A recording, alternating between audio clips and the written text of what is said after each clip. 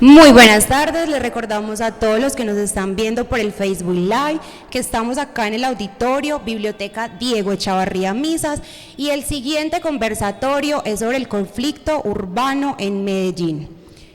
La configuración del conflicto urbano en el área metropolitana. Y para esto nos acompañan tres invitados muy especiales que son Gilmer Mesa, docente universitario desde 2007 y actualmente profesor de Ciencias Políticas y Geopolíticas en la UPB, Desarrollo Sostenible en el Tecnológico de Antioquia, y su primera novela, La Cuadra, ganó el Premio Cámara de Comercio de Medellín en 2016. Juan Camilo Castañeda, periodista de la Universidad de Antioquia desde el 2015. Hace parte del proyecto Hacemos Memoria de la Universidad de Antioquia, donde escribe, investiga y enseña temas asociados a la memoria histórica del conflicto armado. Y por último, Daniel Bedoya, comunicador y periodista, especialista en gerencia de la comunicación, apasionado por la fotografía, temas corporativos y periodismo de investigación, con experiencia en el sector público, privado y medios de comunicación, columnista de varios portales y redactores de contenido. Le damos paso entonces a este conversatorio sobre conflicto urbano en el área metropolitana. Bienvenidos, muchas gracias por acompañarnos y a ustedes por estar sintonizados con nosotros. Muchas gracias. Muchas gracias a Melissa por la presentación, a todas las personas que nos acompañan el día de hoy acá en el auditorio Diego Echavarría, a Gilmer y a Camilo por acompañarnos para hablar de un tema tan álgido y tan común en nuestra sociedad. Vamos a hablar un poco de los dos, un poco de la actualidad de nuestra sociedad, un poco también de los jóvenes, porque ese es el principal motivo de este tema. Entonces ustedes se preguntarán acá, ¿qué tienen en común ellos dos? Vamos a ver. Los dos, acá tengo el libro de Gilmer, no sé en qué cámara lo tengo. Acá lo pueden ver, La Cuadra. Es un libro pequeñito, muy bueno para leer, excelente. Y el de Camilo no lo tengo todavía propio, fue prestado, pero muy excelente también el libro. ¿Tratan de qué? Allí es donde entramos al tema común de los dos. Los dos comparten la misma zona de Medellín, que es la comuna nororiental. Gilmer nos narra historias de la comuna 4 Aranjuez y Camilo de la comuna 3 Manrique Santa Inés, desde su fundación, su proceso, hasta el año 2010-2011, que fue la configuración del conflicto que nos narra Camilo últimamente. La de Gilmer se trata de la guerra que se vivió en el Medellín de los 80 y 90, que nos catalogó en el deshonroso primer lugar de la ciudad pues, más violenta del mundo. Y la guerra que narra Gilmer ahí es Estado-cartel, mientras que la que narra Camilo es entre combos y pues obviamente la autoridad. Entonces vamos a empezar un poco con la reseña de Gilmer. Gilmer es filósofo, pero fue por error, Gilmer, fue por equivocación, te encontraste esa profesión. Para los que no sabían, pues Gilmer estudió 5 semestres de ingeniería química. ¿Por qué se abandonó Gilmer en la mitad del pregrado, pues? Bien, buenas tardes, muchas gracias a todos por estar aquí, a ustedes por invitarme. No, yo realmente, antes como al final de la Alexis de Margarita Ursenar con la carrera, yo no me arrepiento de haberme ido, sino de haberme demorado tanto en irme, es cierto. Y es que todo pasó fue porque yo realmente salí del colegio muy temprano, pues muy joven, estando muy chiquito. Yo tenía 15 años y lo único que medio me había gustado era la química, que también a su vez fue lo único que medio entendí. Entonces cuando tuve la posibilidad de llegar a la universidad, porque jugaba basquetbol y entonces me llevaron a que jugara por eso y tal, a la hora de escoger una carrera, pues lo primero que me ocurrió era química. Y yo ni siquiera sabía que había una diferencia clara entre la química y la ingeniería química, y en Bolivariana, que fue donde se dio la oportunidad, había ingeniería química, entonces me metí a estudiar eso. Y cuando llegué me di cuenta que era una cosa muy, muy distinta, que yo no sabía bien qué era, que no me gustaba la química ni la matemática, y ni los compañeros, ni la facultad, nada, ni un carajo. Entonces seguí ahí pues intentando. Y cuando decimos 5 semestres es ser muy muy queridos conmigo. Yo Muy realmente optimistas. estuve, sí, 5 semestres en tiempo, pero yo repetí el primer semestre 2 veces, el segundo 2 veces, y ya en el tercero álgebra lineal, que la tercería ya desistí. Pero Hilmer es filósofo por error, porque en la taquilla de la UPB ocurrió una historia muy singular, y es que Hilmer no iba a estudiar filosofía, se iba a inscribir al pregrado En literatura y lingüística. Y cuando llegó, contanos Hilmer, ¿qué pasó cuando llegaste a la taquilla de Bolivariana? Bueno, eso se pega también con lo anterior. Yo me salí en quinto y me quedé como un año por ahí vagando y después volví a la universidad porque me pidieron que volviera. Y yo dije, bueno, voy a estudiar otra cosa que sea distinta a la matemática y toda esta vaina. Y entonces vi que en los pregrados había uno que era literatura y lingüística. Y fui a la taquilla en el bloque 9, que cuando eso ahora es es un el de bloque los gigante posgrados. y tal, sí, eso. Pero cuando eso era una casetica casi. Y fui allá y le dije a la niña, yo vengo a inscribirme a literatura y lingüística. Y me dijo, no, eso no lo abren sino cada año. Y ahora estamos en mitad de año. Y en ese momento me di cuenta que yo no había contemplado ni siquiera otra opción. ¿No tenías plan B? No. Y ella fue la que me dijo que porque no estudia filosofía, que eso es parecido. Y yo, bueno, marica, anótele. Hágale. Y ella fue la que me anotó. Y por eso empecé a estudiar filosofía y letras. Bueno, enseguida seguimos con la historia del basquetbolista, que también es el mejor pagado. Fue el mejor pagado. Otra cosa que tienen en común los dos es que empezaron a vivir su libro, a vivir su texto sin darse cuenta. Los dos empezaron a recopilar historias. Cami, ¿cómo fue ese proceso? ¿En qué momento decidiste que las historias que vos estabas viviendo merecían estar plasmadas en un papel y que otra persona te leyera? ¿Cómo fue ese proceso? Buenas tardes a todos y a todas. Muchas gracias por la invitación y por acompañarnos esta tarde aquí en Itagüí, en la fiesta del libro y la cultura. Yo, digamos que pues yo crecí en un entorno muy violento, Manrique, Santa Inés, digamos que desde muy niño, los 90s, yo soy del 92 y más o menos Los 2000. 95 a 2006, pues digamos que hubo unos contextos de violencia muy fuertes en el barrio, un poquito antes, por ahí hasta el 2002, como de mucha confrontación. O sea, yo creo que la violencia es permanente en estos sectores, pero... Y en ese tiempo también rumbó en nuestra sociedad la Operación Orión, que es muy claro, conocida. Hay muchas situaciones, pues como Medellín de esas de los 90 y los 2000, aunque digamos que la segunda parte de la infancia fue muy tranquila hasta que empezó la adolescencia, ¿cierto? Bueno, al final, a mediados de la adolescencia.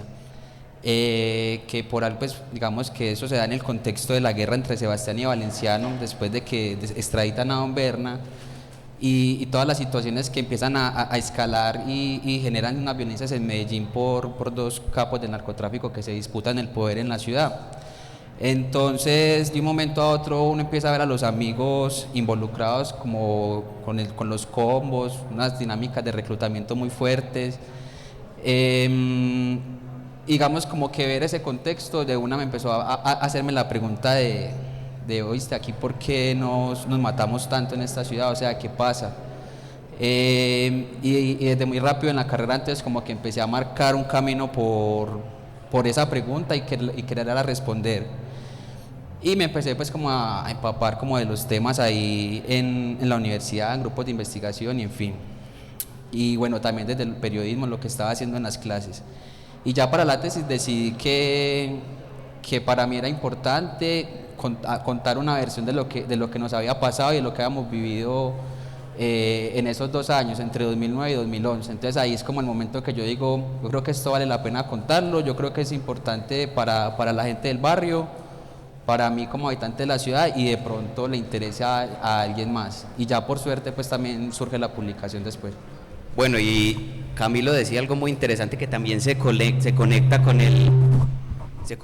el texto de Hilmer, y es que las guerras se desatan a sangre y fuego cuando los combos quedan huérfanos de cacique, que es como lo explica Hilmer en La Cuadra.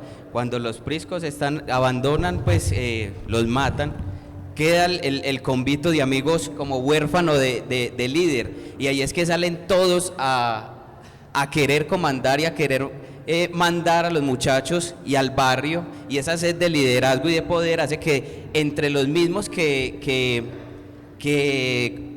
ocupaban como el mismo lugar, que eran subalternos, ahora quieran ser líderes y se maten entre sí. Entonces, y también decía Camilo otra apreciación muy importante, y es que estos jóvenes se vuelven caldo de cultivo para los combos, muchas veces por falta de oportunidades, de educación, de trabajo, de salud. Pero hubo un personaje, Gilmer, en tu texto que me llamó mucho la atención, y era que no tenía necesidad de nada, que el papá era ingeniero. ¿Cuál es la motivación de estos jóvenes que se involucran en la delincuencia? La pregunta también para Cami, que no lo hacen por necesidad, sino por sobresalir, por tener un nombre, por ser alguien en un grupo, en un barrio. ¿Cuál es la influencia que lleva a estos jóvenes sin necesidad alguna a integrar filas de grupos armados? Bueno, yo creo que es uno de los temas que incluso me parece a mí menos se han tratado como motivos originales del conflicto y a los que han llegado los jóvenes, y es que realmente en la adolescencia todos tenemos una necesidad casi que endógena de pertenecer a algo, y a mí me parece por eso que es más grave incluso la falta de oportunidades que la misma pobreza. Es innegable que la pobreza es uno de los factores y de los grandes factores que influyen para que todos estos pelados se adhieran a esos combos, pero más que eso también, o a la par de eso, o agrandando ese factor de la pobreza, está la falta de oportunidades, la falta de darle alguna posibilidad de que pertenezcan a algo. Todos, y en serio, yo creo que eso no es ni de Medellín, ni de Itagüí, ni de Colombia, creo que es muy del ser humano, y sobre todo muy del ser humano en la adolescencia. A mí la adolescencia me parece una época muy compleja, entre otras cosas porque uno tiene que estar demostrando un montón de vainas, demostrando a la familia, a los amigos, a las damas, a todo el mundo. Y en ese demostrarse, cuando no hay oportunidades distintas, a ver quiénes son los que sobresalen, que son el combo de la cuadra, que es el man que es más o menos de la edad de uno un poquito mayor y ya tiene cositas. Y no solo cositas, pero te digo, lo económico sí, y sí pega muy duro, pero también tiene el respeto, que es una cosa muy tesa, que es lo que necesitamos. Por ejemplo, hoy en día tenemos un problema muy jodido con el bullying y tal, y eso responde a lo mismo, a no tener a qué pertenecer, a qué asirse, que le ayuda a construir ese universo simbólico tan necesario que uno tiene en la adolescencia. Y ahí es donde aparecen todos estos personajes siniestros, les dan algo que hacer, les dan a qué pertenecer y les dan un valor social y simbólico.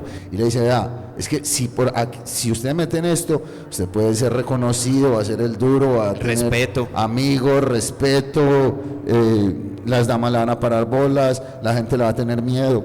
Entonces, claro, ahí tienen un montón de vainas que, unidas a la rabia también por hacer parte de los desadaptados de siempre, de los despreciados de siempre, más la pobreza, más un montón de vainas, ahí tiene usted el caldo de cultivo realmente para que se susciten estos problemas. Ambos tienen una similitud, Gilmer en su texto y Camilo nos lo acabó de decir, y es que los dos vieron como los amigos, los de la cuadra, los del colegio, los de toda la vida empezaron a engrosar las filas de los grupos armados. ¿Cuál fue el impedimento para ustedes dos para no dar ese paso que sí tomaron sus amigos? ¿Cuál fue la barrera? ¿Fue el estudio? ¿Fueron los padres? ¿La disciplina? ¿Convicción propia? ¿Cuál fue ese motivo que no les llamó la atención esa vida? No, yo creo igual que como las razones para entrar a un combo son múltiples, las razones para no entrar también son múltiples, no hay una razón pues determinante. En mi caso yo creo que obviamente empieza por algo muy familiar, pues digamos que yo crecí por fortuna en un entorno de mucha protección y de mucho afecto en la familia, entonces como que tenían por ese lado cierta fortaleza, ¿cierto? Como esa compañía que le ofrecía a uno la familia en general, porque ni siquiera puede ser el círculo cercano de papá y mamá, sino de papá, mamá, tíos, abuelos, hermanos y primos. Entonces yo creo que eso era, pues que eso fue muy determinante. Y si lo miramos como en general mi familia, pues de mi familia tampoco ninguna persona ha estado como involucrada en asuntos pues de estos. Entonces creo que pues, mi caso es ese, pero también uno se pone a ver que, claro, pues no, los parceros también tenían unas familias muy parecidas, pues no, o sea, éramos de la misma, o sea, la misma cuadra, la misma edad, situaciones muy similares, y ellos, sin embargo, algunos sí terminaban ahí metidos. yo creo, y ahí pues por ejemplo coincide como el inicio de esa confrontación en el barrio con el momento en el que yo empiezo en la universidad a estudiar periodismo. O sea, justo el primer semestre en que yo estaba en la universidad, inicia esa confrontación y ahí vamos con el asunto de las oportunidades. O sea, ¿cuántos de los parceros con los que yo crecí tuvimos la oportunidad de haber accedido a la educación superior, de ese convito que manteníamos ahí en la cuadra, pues igual como... Y pública. Como y a la universidad pública, igual que como Gilmer, pues en la esquina uno parchado con ellos, de ese combo, si fuimos a la universidad fuimos dos y mucho. Entonces también está marcado el asunto de las oportunidades. Y por otro lado, que yo no me sentía tan representado como ya en ese momento de la vida, como la aspiración de lo que le planteaba uno el barrio, de esa simbología que le planteaba uno el barrio, como lo decía Gilmer.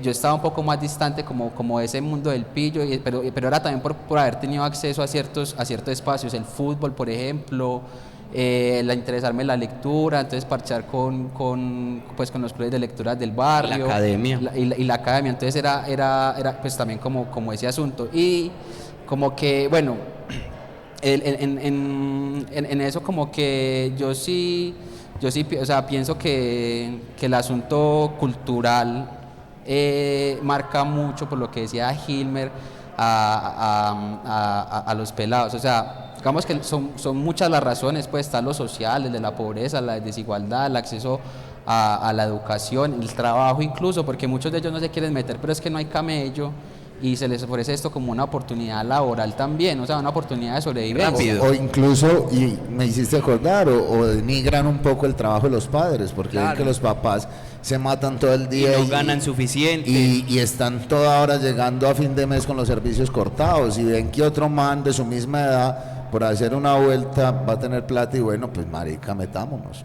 Oiga, Gilmer, y hay yo... una cosita muy breve, y es digamos, el asunto de la educación, pero mirándolo de manera amplia, no en el sector de la escuela, sino, o sea, de qué manera nos educamos nosotros social, pues en la sociedad. O sea, está la escuela, obviamente, pero hay una educación muy fuerte que viene de otros asuntos, como los medios de comunicación. Y qué ideas, y esto no ocurre solo en Medellín, como lo decía Gilmer, sino incluso en Latinoamérica, pues, o sea, mirándolo, o sea, qué valores nos están transmitiendo desde muchos entornos. Solamente desde muchos entornos, y particularmente de los medios, que son importantes para la vida, y eso cómo incide en las decisiones que toma una persona en su vida cotidiana, no solamente en estos asuntos. Es que yo creo que el problema fundamental, lo acabas de decir vos, Camilo, y es la educación.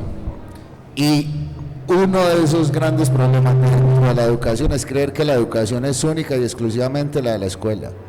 Esa es apenas una parte, y es una parte incluso muy pequeña comparada con el resto de influencias que uno tiene. Sí, es un error, porque muchas personas creen que dejar el muchachito, el niño, en la escuela, en la guardería, ya los exime de la responsabilidad que lleva, que conlleva pues la enseñanza y la crianza de tales. Gilmer, vamos a hacer un paréntesis. Yo soy fan de su mamá. Yo de también. Ludmila Sepúlveda. Contemos la historia. Ahorita que mencionaste el tema de los servicios públicos, hay una historia muy interesante que pues puede dar risa, pero es la realidad de muchas casas y de muchas familias, de muchos hogares.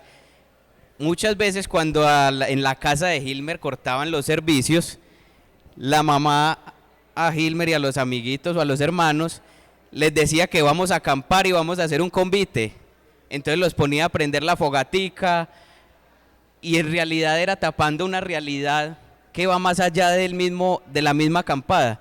¿Cómo era esa sensación? ¿Cómo era ese momento, Gilmer? No, es uno que, en la inocencia pues de no saber. Sí, pero yo creo que eso nos blindó mucho a mí y a mis hermanos de muchas cosas, porque mi mamá, es decir, nosotros entendimos que éramos pobres y un montón de falencias y un montón de cosas que teníamos cuando empezamos a salir a la calle, o sea, ya como en el principio de la adolescencia, pero en la infancia no, es que la infancia para mí fue un parche reteso, y en gran medida por mi mamá. No solo eso, que cuando nos cortaban los servicios nos hacía eso, sino que, por ejemplo, me acuerdo una vez que con una pelota y estaban dando un mundial, no me acuerdo cuál, en México 86 creo, O sea, yo estaba muy chinga y obviamente no teníamos televisor y mi mamá nos armó un mundial a mis dos hermanitos y a mí en la casa, que para que estuviéramos como en la onda mundialista, pero entre nosotros tres. Entre los y tres. Y cada uno éramos un equipo y tal. O sea, mi mamá salía con unas vainas Un ahí. ingenio Sí, tremendo. como para suplir eso, o sea, estos pelados, ¿para qué tienen que enterarse que son pobres o que afuera hay otras cosas? Nada, aquí en la casa y ella armaba unas cosas muy tesas. Los traídos del Niño Jesús, por ejemplo, yo toda la vida pedí un buggy y obviamente como me iban a traer un buggy, entonces me traía es que un corte para una camisa y me armaba una vuelta de que es que el Niño Jesús venía y que ella le iba a ayudar a coserlo y no sé qué, y me armaba un cuento tan teso que yo decía, no, que cuca una camisa, ¿cierto? Que cuca un corte para una camisa, Esto es yo lo digo aquí mío. un buggy.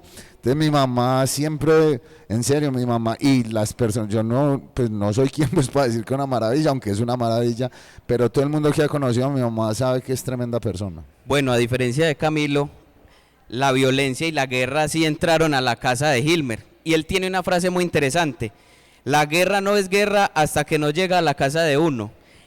Hilmer, pues además de vos ver a los amiguitos tuyos, a los de la cuadra, a los del colegio, ingresando pues a este combo que era como tan apetecido, se te dio pues como en la cara, porque fue con tu hermano. ¿Cómo fue ese momento y cuál fue la barrera que no permitió que vos siguieras esos pasos? Pues muchas cosas también, como decía Camilo ahora, yo creo que son muchos factores, pero en realidad, vea, yo creo que ahí tenemos que extendernos un poquito y no voy a ser muy largo, pero es que uno está, digamos, muy acostumbrado a la violencia. Yo estando niño también, o más bien en el principio de la adolescencia, el parche de nosotros en el cuadra y en el barrio era ver muertos, por ejemplo, ¿cierto? O me quedó un muerto a 2 cuadras y uno tan se iba a ver qué era lo que estaba pasando. Entonces eso no era, entonces digamos que uno sí tenía como el rumor de la violencia y uno sabía que ahí pasaba algo y que los manes de la esquina eran los manes de la esquinita, pero eso no era una cosa tan tesa o digamos, hacía parte de la cotidianidad de uno. Y llega ya un momento de transformación en donde, que eso es una de las cosas que hablo en el libro, cuando uno ya empieza a ver que es el hermano el que se mete, que son los amigos, que ya no es que un man saca un fierro en un diciembre, sino que mi hermano trae un fierro a la casa. Bueno, ya es un montón de dinámicas distintas. Y era muy todo, pues yo tengo muchos factores que me salvaron. Uno, obviamente, mi familia, que fue una familia completamente amorosa, como les digo, mi mamá, mi papá también un calidoso, todo. Pero aún así también tuve un hermano que sí. Entonces, digamos, otra de las cosas que yo siempre pienso, a mí me salvó mucho la edad y haber sido el segundo, porque cuando yo todavía no estaba como en edad de comprender ciertas falencias que él sí, y de sentir ciertas rabias que él sí, ¿cierto? Y de no tener cierta indulgencia que él no tuvo y que yo ya después sí voy a tener. Y ya entonces, como es él el que se mete, el resto de los factores me salvó él no me dejaba a mí parchar en la esquina, si me veía que iba por allá me cogía calvazos, y sigue siendo él, porque después de que se muere, yo ya tengo 14 años, y fue tanta la devastación con su muerte, fue tan jodido lo que pasó en mi familia, fue un destrozo tan teso que a mí ya la tristeza no me permitía pensar en nada. Y ahí era la peor parte, porque siempre llegaban a ofrecerte pues como venganza, como retaliación, como que tomaras acciones, y entonces ya uno tener pues como el poder de convencimiento y la determinación de que no lo voy a hacer es un paso más que se logró dar para evitar ese fenómeno de violencia y alargarlo más, porque si vos aceptabas eso era seguir con los pasos de él y hubieras terminado igual. Sí, digamos que tampoco puedo decir que tenía la capacidad intelectual para elaborarlo de esta manera en ese momento, pero sí había algo dentro de mí que me decía que era imposible seguir por ahí porque estaba viendo a mi papá y a mi mamá destruidos, y a mi hermanito menor destruido, a mi abuela envejecida de golpe, y es decir, estaba viendo el colapso que significó la muerte de él en una familia, y en serio, yo lo he dicho otra vez, tendría que haber sido un psicópata para enfilarme en ese lado y yo haberle provocado un dolor similar a mis padres, que además creo que no lo hubieran aguantado nunca.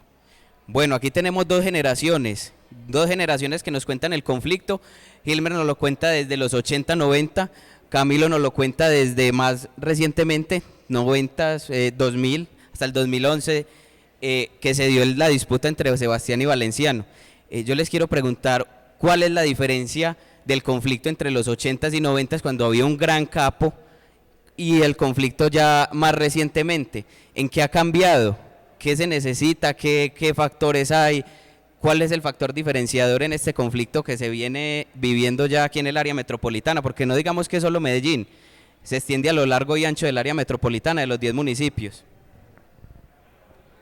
Yo creo que ha cambiado mucho, que es muy distinta la Medellín de hoy a la de hace 10 años, a la de hace 20 y a la de hace 30, y los conflictos tal cual cambian la ciudad también cambian. Digamos que pues yo haciendo un contraste, yo leí la novela de Hilmer hace también ya por ahí unos 3 años. Digamos que yo crecí pues como que muy de la mano de un tío que creo que es de la generación de Hilmer también. Entonces crecí con un relato muy, bueno, y en general pues en Medellín en las casas hay un relato muy fuerte de lo que fue los 80s y los 90. Donde digamos, por ejemplo, el asunto del homicidio marcaba mucho en la ciudad por su dimensión, o sea, una ciudad que en el 91 llegó a producir, pues llegaron a producirse 5.000 asesinatos, eso genera un impacto muy fuerte en la ciudad, que hoy, digamos, hablando solamente de eso, no llegamos a esas cifras tan escandalosas, aunque sigue habiendo una cifra de homicidios muy alta. Y por lo tanto, pues también como que muchos de nuestros gobernantes, de la gente que tiene que tomar decisiones para atajar determinadas situaciones en la ciudad, o bueno, no sé si para atajar, pero para atenderlas, para transformarlas, resolverlas, se la dan un poquito en eso, como que las cifras de homicidios no son tan altas como las de esa época. Yo creo que ha cambiado en tanto, hoy no es una época de grandes capos. Hoy, digamos, el crimen organizado en la ciudad está estructurado de una manera muy distinta, en lo que llaman oficinas, ¿cierto? Yo creo que eso hasta cierto punto ha sido un aprendizaje que ha tenido la mafia en la ciudad, o las mafias en la ciudad, que incluso pues han hecho distribución clara de territorios. Bueno, usted maneja de aquí para allá de negocios, algunos se dedican más al sicariato, otros al robo de motos, entonces también hay como una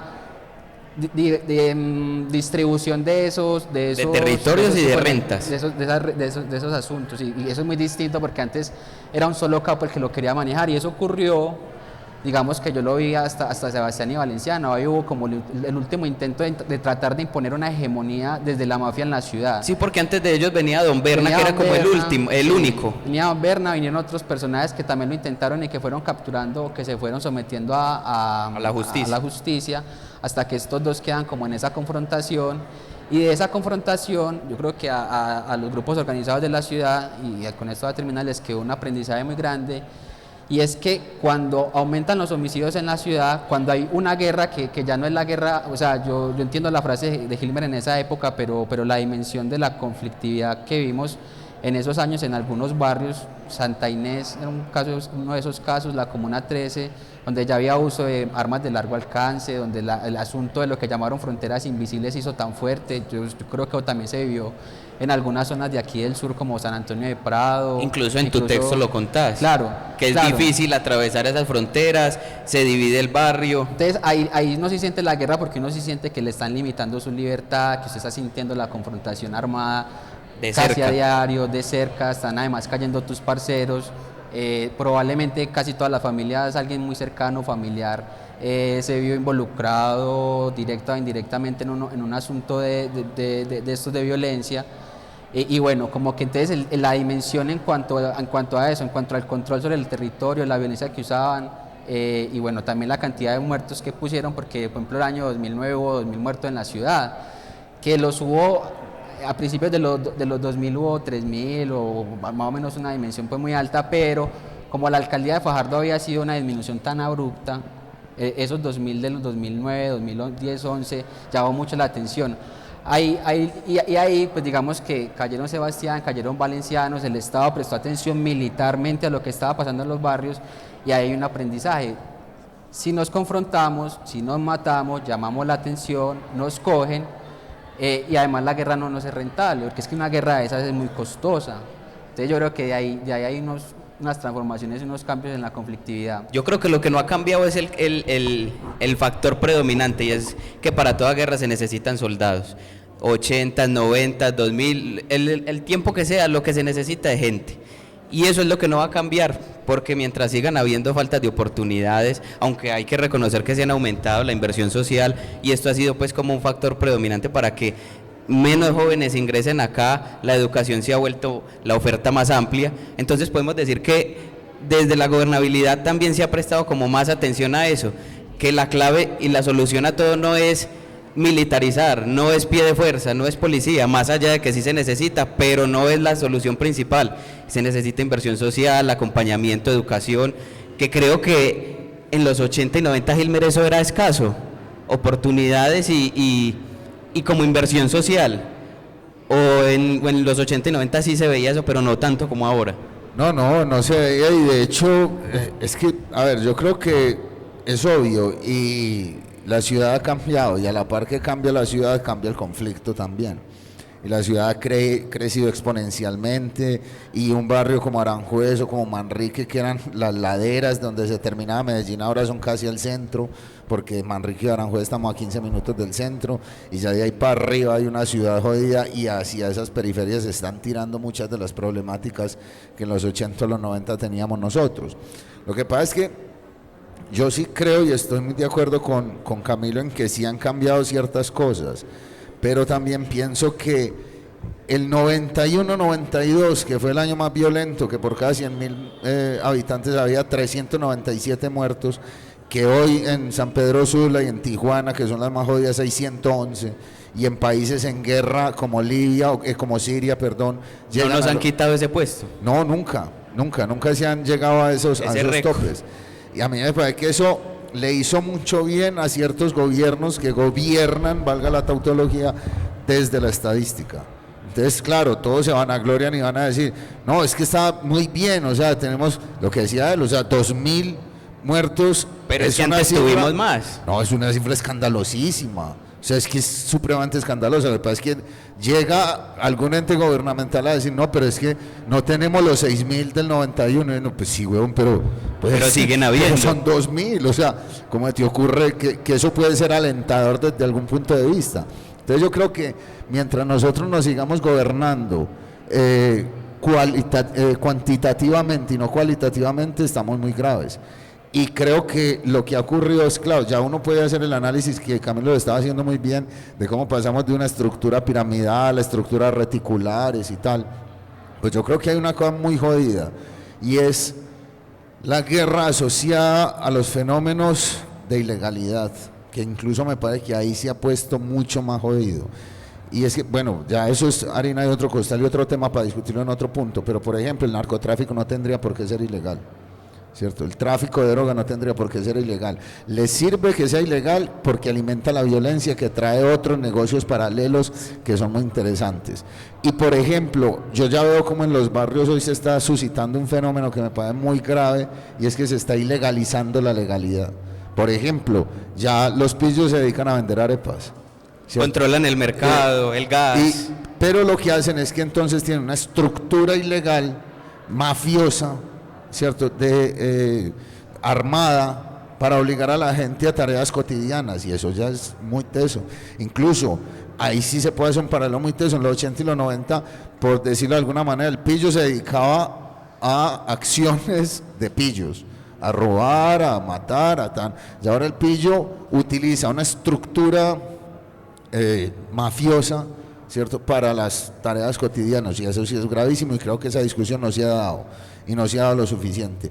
Y creo que de alguna manera es el reflejo también del gran gobierno, ¿cierto?, y del gobierno del país, en donde hay unas estructuras que, pues digámoslo de una vez y claramente, son estructuras mafiosas, ¿cierto?, con las que se está dominando la cotidianidad de todos, el diario vivir de todos.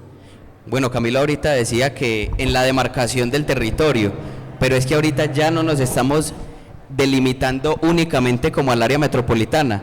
Ahora vemos, cada que hay como operativos o acciones de control, que las estructuras delincuenciales del área metropolitana se están yendo más allá de los mismos barrios. Ahora vemos que en el suroeste, cuando capturan un grupo delincuencial, es que es ala D y opera en, por decir algo, en Envigado, en Bello.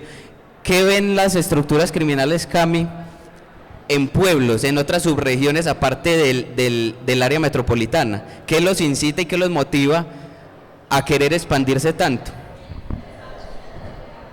Hombre, yo haría la siguiente reflexión, como en general la forma como también las estructuras criminales y las mafias se han insertado dentro de la realidad económica y social en la que vivimos. Pues estamos en un momento de libertad de la economía, de lo que llaman neoliberalismo, y eso hay que mirarlo, yo creo que un poco desde esa óptica, porque se establecen muchos tipos de relaciones económicas de la ilegalidad y muchos tipos de relaciones pues también sociales y políticas, lo que decía Gilmer ahorita, ¿cierto? Digamos que, por ejemplo, estamos, lo que decía Gilmer, en un estado donde convergen muchos órdenes, ¿cierto? Está tanto el orden que impone la criminalidad como el orden institucional, y no es una cosa que sea uno encima del otro, sino que son una telaraña unida en la que vivimos todos, más cerrada. Entonces, respecto a lo que vos decías, claro, o sea, cuáles son las posibilidades económicas que ofrecen las regiones para estos grupos, y eso sí ocurre desde el mismo inicio del negocio del narcotráfico, que además tenía una particularidad, y era la exportación, ¿cierto? Entonces necesita distintos niveles, por ejemplo, en la producción de insumos de cocaína, entonces donde necesitas un territorio donde producirlo, necesitas un territorio por donde transportarlo, y otra particularidad, otro cambio, rutas para sacar, y un cambio con la conflictividad de la época de Gilmer, es el consumo de ciertas sustancias. En Medellín no era tan común el consumo de ciertas sustancias hace 30 años, que hoy ya está muy popularizado. Entonces, claro, yo creo que yo miro ese interés de los grupos armados en esa relación, pues como en esos territorios, en los distintos municipios, y donde también desde tiempos atrás han establecido una presencia muy fuerte, como por ejemplo zonas en Antioquia, solamente pensar como el Urabá antioqueño, pensar zonas como que son importantes por su ubicación geográfica, y que eso lo entiende, por ejemplo, la institucionalidad. Y no es que no es en vano que la institucionalidad quiera hacer un puerto en Urabá, es que es un lugar estratégico, y para los intereses de estructuras criminales, pues también es muy interesante, porque además es una región, digamos, donde el Estado ya estaba muy apartado, donde el Estado no había llegado con una fuerte presencia, que por ejemplo yo creo que hoy en Urabá hay una fuerte presencia institucional, y está muy marcada justamente por la fuerza pública. Entonces yo lo veo mucho en esa lógica.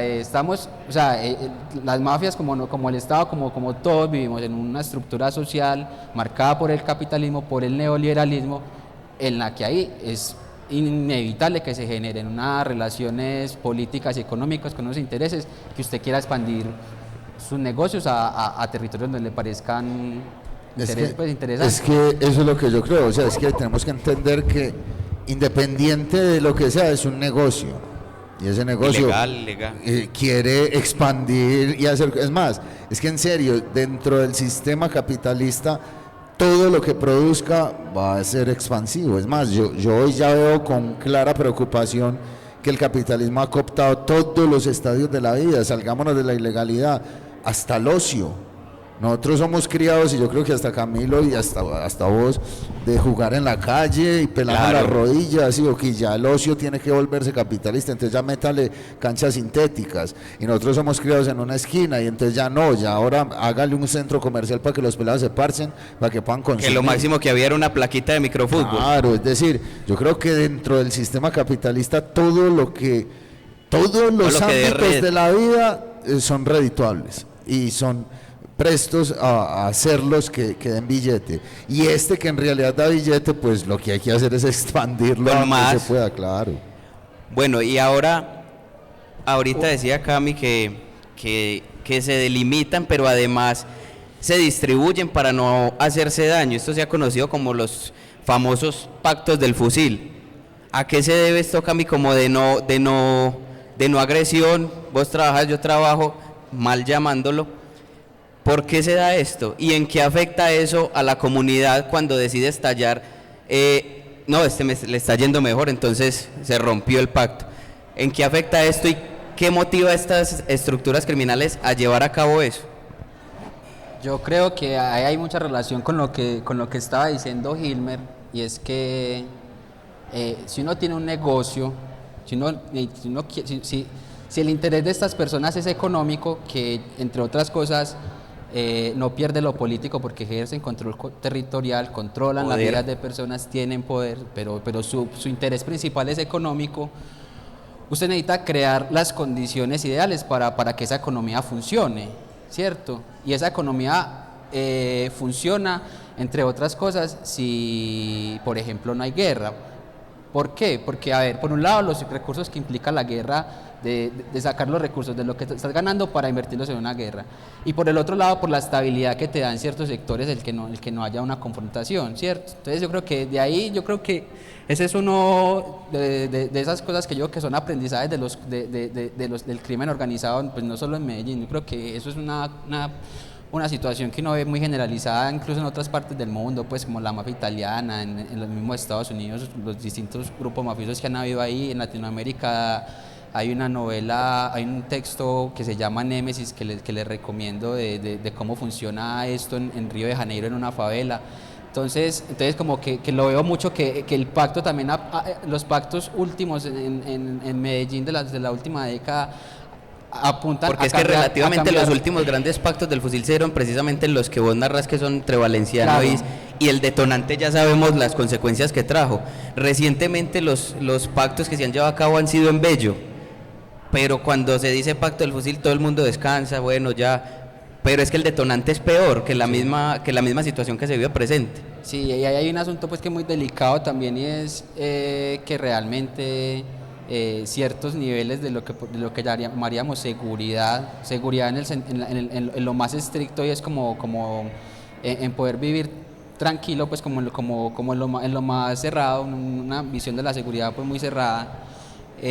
No está exclusivamente en esta ciudad, infortunadamente, en manos de quien está digamos, gobernando, sino que obviamente en esa relación entre órdenes, esos pactos que se dan en esos órdenes que hay en la ciudad terminan impactando mucho digamos, como en la seguridad de las personas, ¿cierto? Y bueno, que entre otras cosas es un servicio que ofrecen los combos desde siempre, ofrecen seguridad a la ciudadanía, a los vecinos.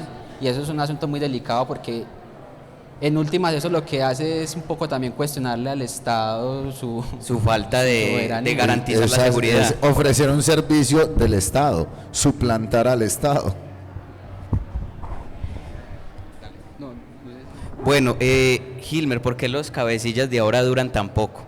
En tu texto vimos que eran 2 y fueron muy relevantes, de mucha importancia.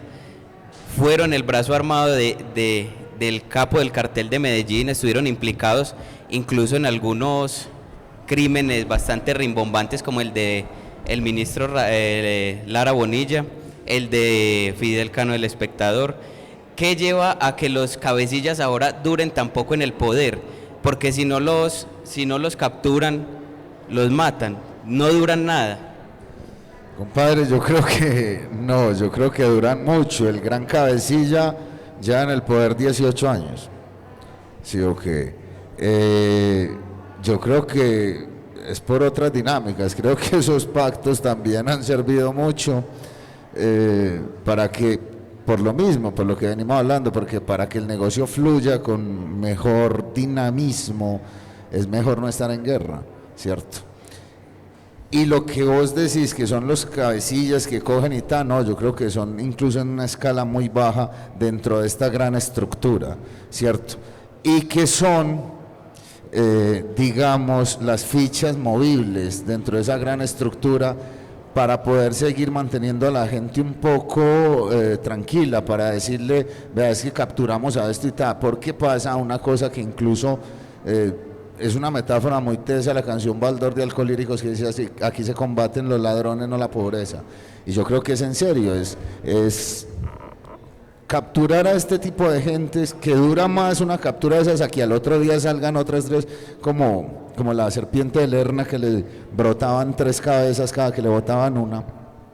Yo creo que realmente es un poco un golpe de opinión más que cualquier otra cosa, porque el problema sigue, porque si mientras nosotros no vamos a tener las discusiones necesarias para mirar y hurgar en el fondo de esos problemas, Sigue siendo un círculo vicioso. sigue siendo un círculo vicioso, y creo que en serio por eso también es tan útil que no hayan una estructura piramidal como la que había, al menos no aparentemente una estructura piramidal, sino reticular con pequeñas células para poder, que son, digamos, a mí me parecen los modelos intercambiables de esa estructura. Entonces, bueno, metemos a uno a la cárcel, pero salen 3. Ya, pero entonces decimos, pues va uno a lo que pasa en realidad, y bueno, entonces, pero sigue habiendo más coca, sigue habiendo más delincuencia, siguen los combos cada vez más grandes, entonces en realidad se está Sigue las haciendo mismas algo. rentas y se Claro. captura y se captura, pero sigue Y lo se mismo. Sí, o sea, e incluso más, por lo que yo te decía ahora, digamos, se están expandiendo el negocio, ya se han ido incluso a construir, a la construcción, a un montón de vainas que eso antes era impensable. veía. No se veía. Entonces, yo digo, en realidad eso de las capturas, pues bien, pero miremoslo con lupa, o sea, ¿por qué con esto creemos que estamos haciendo tanto si el problema en sí sigue igual y más, y crece día a día? ¿Cierto? Entonces yo en realidad no creo que sean tan grandes cabecillas, es lo que quiero decir. Yo creo que la gran cabeza sigue estando ahí. Bueno, ahora Gilmer mencionaba Alcolíricos y tiene la camiseta de ellos. Solo represent. Gilmer, además de ser escritor, de ser docente, de ser filósofo, pues también es actor. Hombre, ojalá, no. Lo pueden buscar Soy en- un extra. Lo pueden buscar en la canción Changó de Alcolíricos, ahí se muere. También en Fruco y sus presos también aparece. Y ahorita me estaba comentando que viene otro próximo video de Alcolíricos en el que también va a aparecer en la carátula o en el video. En las dos. Y también les comentaba ahorita que fue el basquetbolista mejor pagado. ¿Cómo fue esa historia, Gil? El mejor pagado de toda la historia de la humanidad. Yo creo que no solo basquetbolista, creo que deportista. No, pero en realidad, no, yo jugué basquetbol, incluso llegué a la plantilla del basquetbol profesional, que cuando eso se llamaba Los Paisas, y estuve un año ahí, ya después jugué como 3 copas élites también. Pero lo del tiro hay un amigo mío que se llama Rubén Darío Pemberti, que él sí jugó muchos días más y tenemos otro amigo que es Vieira, y Vieira y yo llegamos al profesional, y a los dos en un partido, a mí una vez contra Santander, creo, me metió en 1 minuto, y a él en uno contra el Valle lo metieron como 50 segundos, y como éramos los más bajitos en esa época, eso hace 25 años, nos pagaron de a 300.000 pesos, y los dos decían, marica, Por un minuto. 300.000 pesos por 1 minuto. A cifra no la tiene nadie. Hágale las cuentas hoy en día a Ronaldo y verá que no lo gana. El mejor pagado. El mejor, yo soy el mejor pagado del mundo. Por 1 minuto que jugué en el profesional me gané 300 lucas.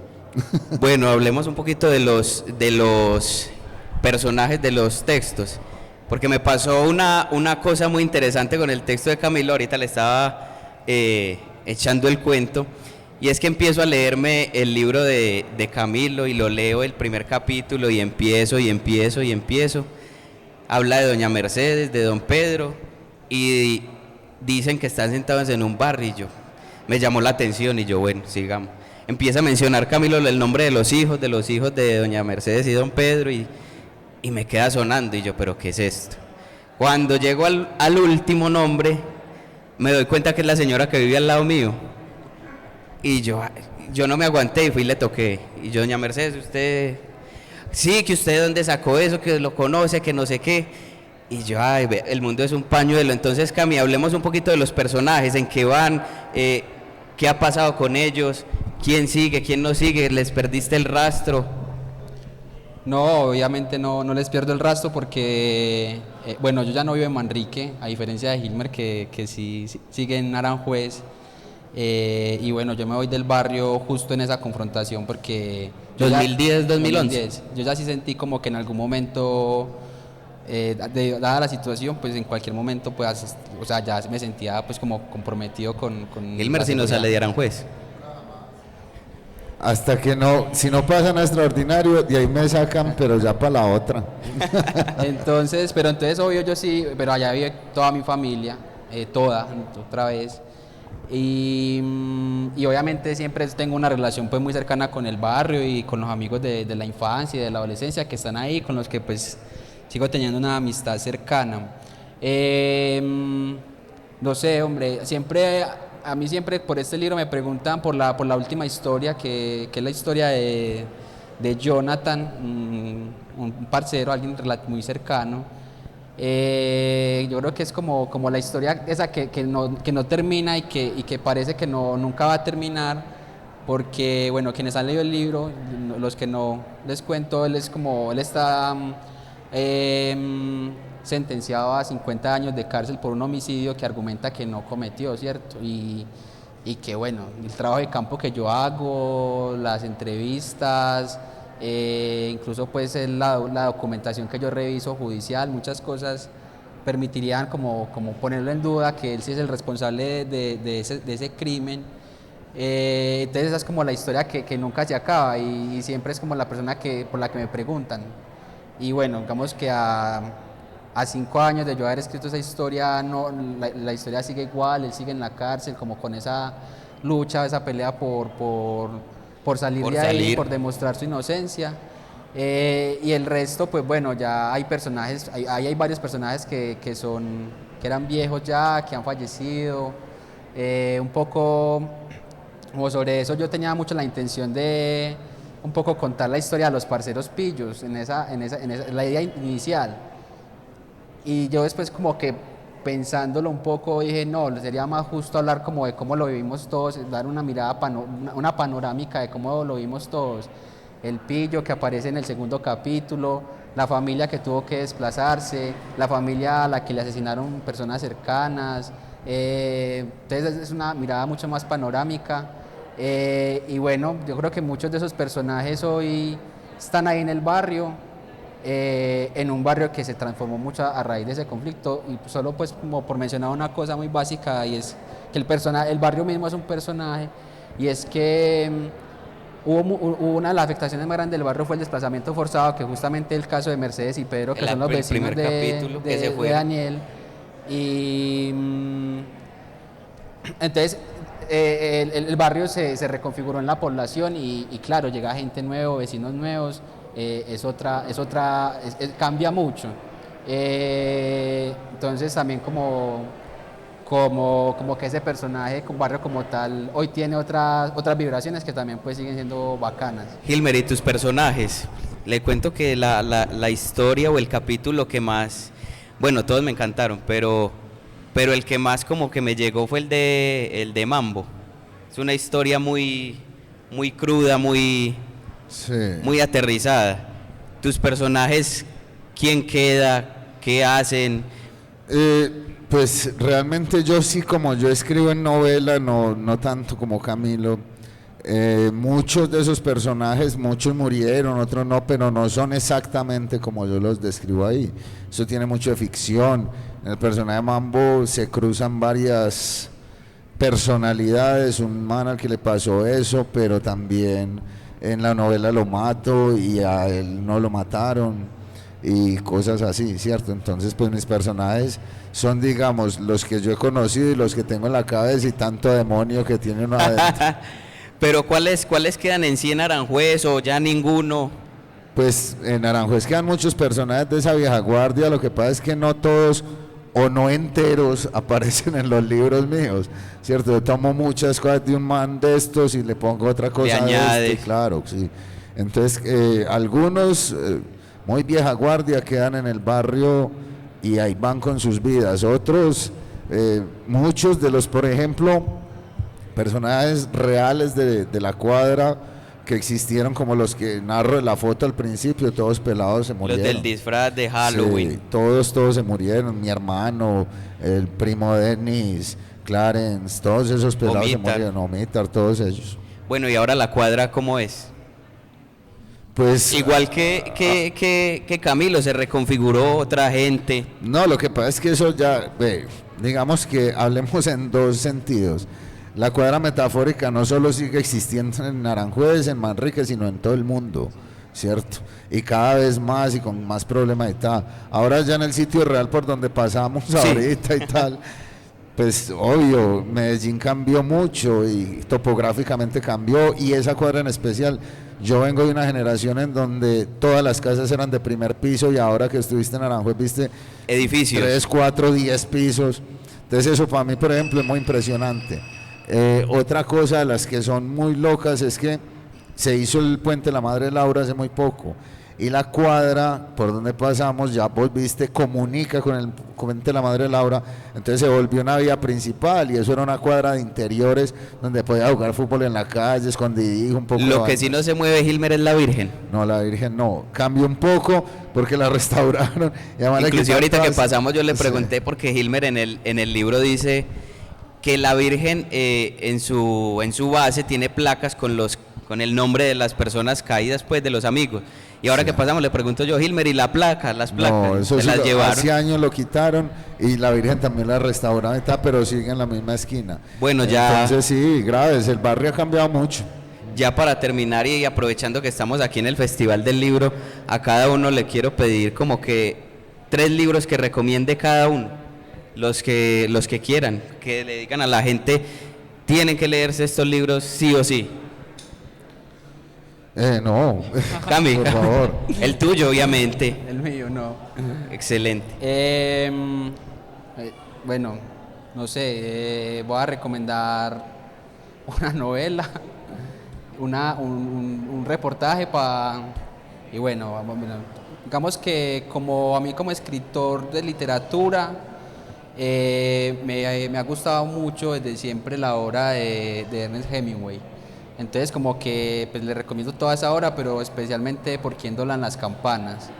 En estos días unos parceros hablábamos como de libros y de literatura en mi casa, como con lo que tengo en la biblioteca, y juepucha, era muy teso porque todo era con violencias y conflictos, mano. Toda esa biblioteca eran guerras. Biblioteca chorreando sangre ya. Impresionante, esa biblioteca sí, y era como, ay, bueno, entonces, y Hemingway, la novela que les estoy hablando habla sobre la Guerra Civil Española, y me parece una novela espectacular. Ahorita les mencioné un libro de periodismo, lo que pasa es que ahorita no recuerdo bien el nombre del autor, pues llama Némesis, y es un reportaje sobre una de las favelas en Río de Janeiro, que retrata supremamente bien esa realidad, y en la que en gran parte de ese texto yo sentí muy reflejado también ciertas realidades que pasan en Medellín, porque ya también es como muy lo íntimo y muy lo cerrado de la cotidianidad en esos barrios, que yo creo que también intento yo al menos hacer, era mi aspiración en mi libro, como mostrar cómo cotidianamente se vive una confrontación armada, también cómo la gente resiste, en fin, y ese texto me parece que es un ejercicio impresionante de reportería. Y bueno, pues tuyo. Otro autor que yo le recomendaría es siempre Juan Rulfo, que debería estar siempre entre los primeros para recomendarles cuentos de otro género, El llano en llamas de Juan Rulfo. Me parece que hay una narrativa excepcional que además de que nos representan otros como latinoamericanos, pues yo creo que esos son 3 recomendaciones que les podría hacer así a quemarropa. Bueno, y los 3 de Gilmer. No, La cuadra. No, no, el más top de todos los tops, yo estoy con él, es Rulfo. O sea, el Pedro, pues ya que él recomendó Pedro Ya nos Páramo. llamo, yo le recomiendo Pedro Páramo. Hay que hacer la novela más impresionante del mundo, con una economía en el lenguaje, con unas frases brutales, con una estructura novelística increíble. Entonces Rulfo yo creo que es impajaritable, yo creo que uno Rulfo lo tiene que leer sí o sí siempre en toda su vida. El otro libro es del mejor escritor antioqueño para mí de todos los tiempos, que se llama Mario Escobar Velázquez, y el libro se llama Cuando pasa el ánima sola. Es una novela impresionante de un profesor rural que se encuentra en un pueblito en Pereira, y todo lo que se suscita ahí entre los personajes es una cosa brutal, pero brutal. Y digamos, otro libro que es muy cercano para nosotros, que es urgente que lo lean, que es necesario que lo lean, es No nacimos para semilla, de Alonso Salazar. Sí. Y hay una ñapa que también es un libro urgente y necesario, Las venas abiertas de América Latina, de Eduardo Galeano. Listo, y rápidamente la última. Hilmer, ¿estás escribiendo otro texto? Siempre estoy escribiendo. Publicado. Con Random iba a salir este año una novela que se llama Las Travesías, que iba a salir en septiembre, pero esta pandemia todo lo La jodió. retrasó. Sí, y acabo de terminar una novela que se va a llamar Aranjuez. Pues ya le di el punto final, pero es el primer borrador, entonces vamos a ver. Y ahora estoy escribiendo unos cuentos también que voy a presentar ahí en Bolivariana, entonces en eso ando. Y Cami, ¿estás escribiendo alguna otra cosa que viene para vos, otro texto? Pues sí, yo como que cotidianamente pues como periodista produzco información para un portal que llama Hacemos Memoria, que les recomiendo mucho. ¿Cómo nos encontramos en redes? Hacemos Memoria, en Instagram, en Twitter y en Facebook. Listo. Y bueno, sí, este año, la primera mitad del año estuve trabajando en otro reportaje largo que espero se publique pronto, no sé cuándo, pero y bueno, hay un tema distinto, ya algo más del conflicto armado nacional. Y ahí como que me distancio un poco de lo que pasa en Medellín y en el Valle de la Urra. Bueno, a nuestros dos invitados, muchas gracias por acompañarnos hoy, a todas las personas que están presentes acá en el auditorio Diego Echavarría Misas, a las personas que siguieron la transmisión por Facebook Live y por el canal Sur TV. No se despeguen que la programación sigue, ya veo que por acá llegó nuestro amigo Aquí Noticias, que es la siguiente charla, el siguiente conversatorio, y a las 7 de la noche no se pueden perder a Jesús Abad Colorado. Entonces no se despeguen que los conversatorios siguen, la programación sigue y este festival está abierto para ustedes hasta el día de mañana. Nos vemos en una próxima. A Hilmer, muchas gracias. A Camilo, muchas gracias. Muchas gracias a ustedes. Muchas gracias. Muchas gracias.